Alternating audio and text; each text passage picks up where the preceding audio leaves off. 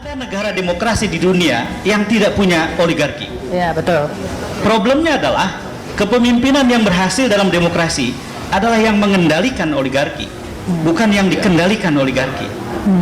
Jadi harapan kita ke depan adalah ada presiden kita di masa yang akan datang ini yang bukan jadi alatnya oligarki, tapi dia mengendalikan oligarki. Bangsa Indonesia harus waspada.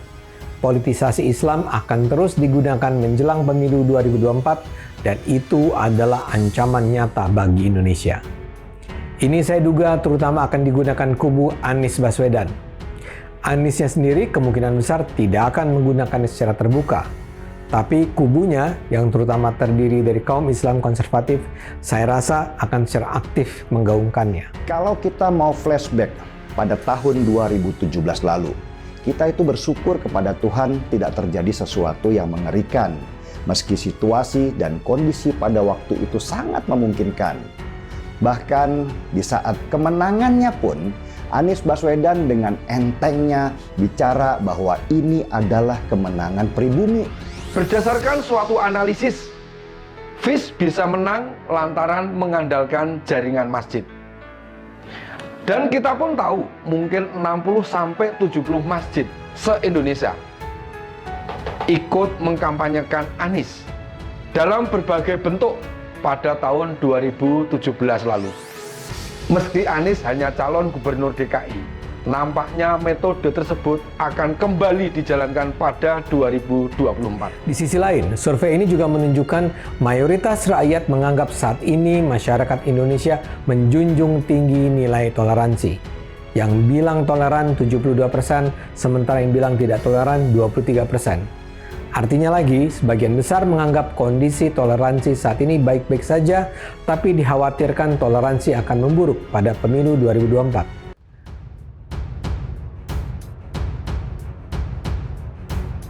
Ade Armando prediksi Anies Baswedan akan libatkan politisasi Islam di Pilpres 2024. Pegiat media sosial sekaligus akademikus Ade Armando memprediksi Anies Baswedan akan dilibatkan politisasi dalam Pilpres 2024. Hal itu dilihat dari kanal YouTube Cokro TV pada Kamis 17 November 2022. Ade Armando memperingatkan agar warga waspada dengan adanya permainan politisasi Islam dalam Pilpres mendatang yang kemungkinan akan dilakukan oleh kubu Anies. Namun, Ade Armando juga berharap dugaannya salah.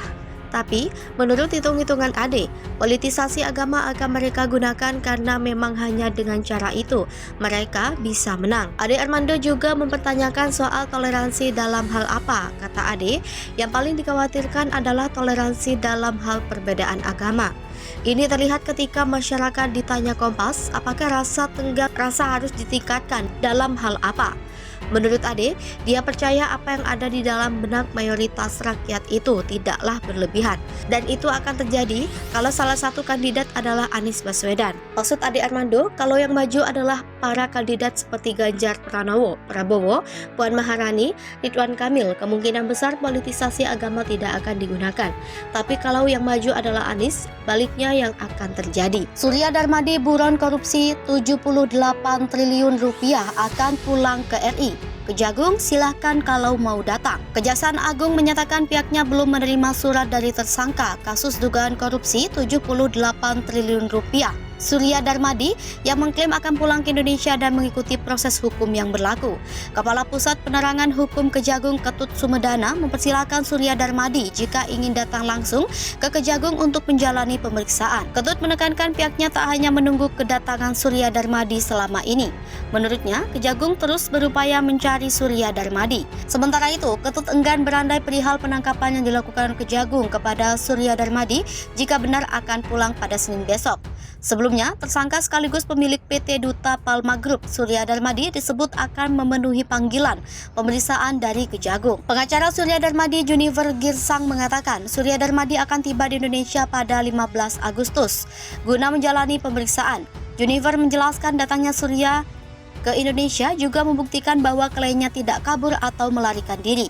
Junifer menjelaskan datangnya sang klien secara fisik untuk menghadapi permasalahan hukum adalah advice atau nasihat dan pendapat hukum dari dia dan rekan-rekannya.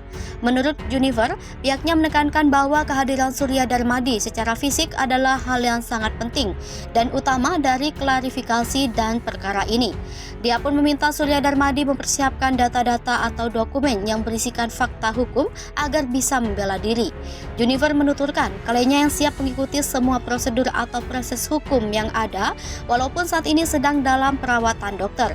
Untuk menegaskan kesediaan itu, Surya Darmadi telah mengirimkan surat pada Jaksa Agung RI, Jamtipitsus dan Direktur Penyidikan pada Jamtipitsus pada tanggal 9 Agustus. Fahri Hamzah soal Nasdem usung Anies Baswedan itu perjudian. Partai Nasdem saat ini dipastikan akan mengusung Anies Baswedan sebagai bakal calon presiden di pemilihan presiden tahun 2024 mendatang.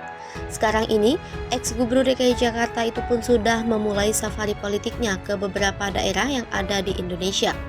Menanggapi Nasdem yang mencalonkan Anies Baswedan sebagai bakal calon presidennya, Wakil Ketua Partai Gelora Fahri Hamzah menilai hal itu adalah sebuah perjudian. Fahri menilai selama ini Nasdem berkampanye untuk melawan oposisi yang tidak bukan adalah masanya Anies Baswedan. Yang Fahri pun menilai dari sisi segmentasi elektoral pendukung yang mana kata dia, pendukung Anies dan Nasdem sangat berbeda jauh.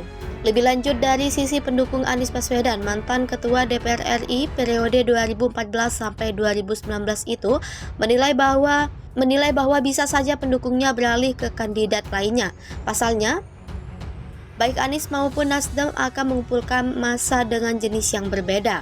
Setelah itu, Partai Gelora terang Fahri masih belum menentukan siapa bakal didukung sebagai Capres 2024 mendatang. Fahri menyebutkan saat ini pihaknya tengah fokus untuk perbaikan internal. Ia menyarankan agar kedepannya setiap partai politik yang ada harus lebih berani untuk mengusung ketua umumnya sebagai calon presiden.